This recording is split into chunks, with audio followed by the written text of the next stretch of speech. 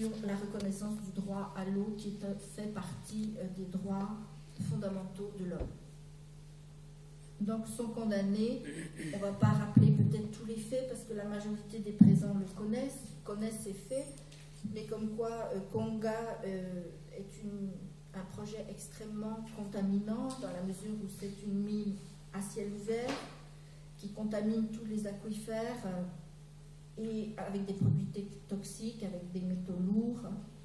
Et il y a dans ce document un rappel de toute l'histoire de l'accaparement de l'eau et de la minière Yanacocha. Donc ça aussi vous le savez sans doute, mais il y a, à part les 4 lagunes qui étaient directement menacées par le projet Konga, qui se sont réduits après à 2, mais qui restent quand même 2, il y a également 80 autres qui seraient menacés. Et on calcule qu'il y a des millions de mètres cubes d'eau qui seraient contaminés. On rappelle que c'est la méthode de lixiviation, c'est-à-dire qui utilise le cyanure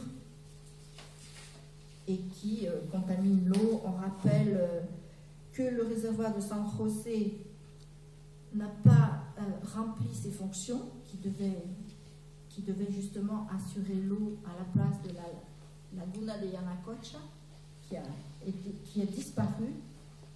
Et on rappelle également, ce que vous savez également, la déviation du cours de Rio Grande par les eaux contaminées de Yanacocha. Et ces eaux qui sont ensuite utilisées par l'usine de traitement qui s'appelle malheureusement El Milagro et qui fournit en eau soi-disant potable, mais en fait très contaminée, toute la population de la ville de Cajamarca.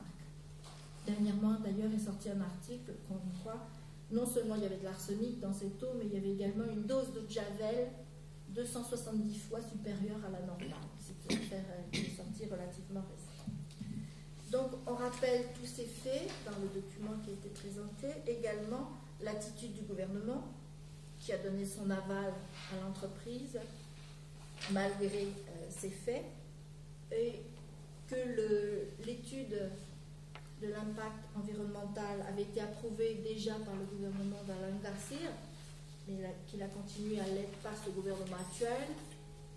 Et on fait l'historique de toute la mobilisation, et y compris les expertises parallèles, comme vous le savez, les 2 grèves générales, la marche de février de l'eau, et on arrive justement aux victimes du 3 juillet dernier. Alors, les demandes qui sont formulées à l'État péruvien dans ce document sont la fin du projet Konga, le rejet de toute exploitation dans les bassins, dans les sources de bassins, dans tout le pays, pas seulement Konga, l'indemnisation des familles et l'indemnisation des blessés, la fin de la persécution, la reconnaissance de l'ordonnance régionale de Cajamarca qui avait montré l'illégalité justement de l'exploitation dans les bassins de source. Également une révision de la loi minière de 1992 qui continue à exister dans le pays, qui date du gouvernement de Fujimori. Et c'est à partir de cette loi que justement on autorisait l'extraction minière sans limite dans tout le pays et que les concessions étaient octroyées grâce à cette loi.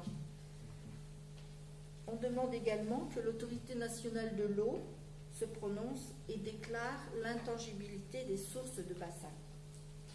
Et enfin, et ça nous-mêmes on la connaissait cette loi et on s'appuyait dessus, c'est-à-dire le respect de la Convention 169 de l'OIT, c'est-à-dire le droit à consultation préalable des peuples par rapport à tout projet affectant leur vie même et leur territoire. Donc, ce projet a été déposé, la procédure va suivre son cours.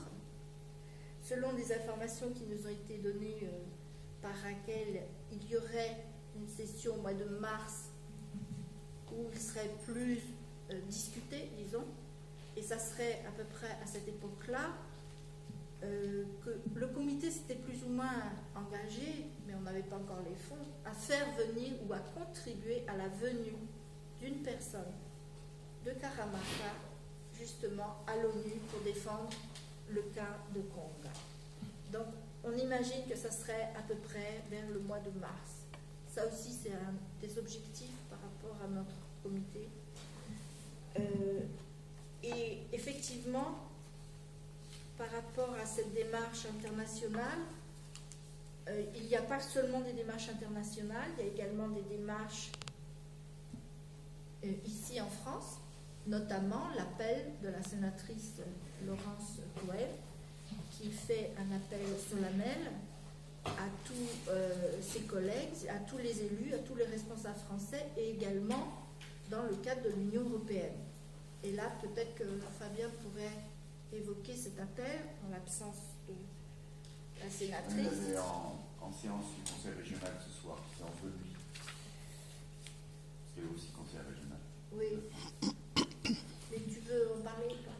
Non, moi tu as tout dit, hein. Je crois que l'appel a été lancé, il commence à se remplir, je crois que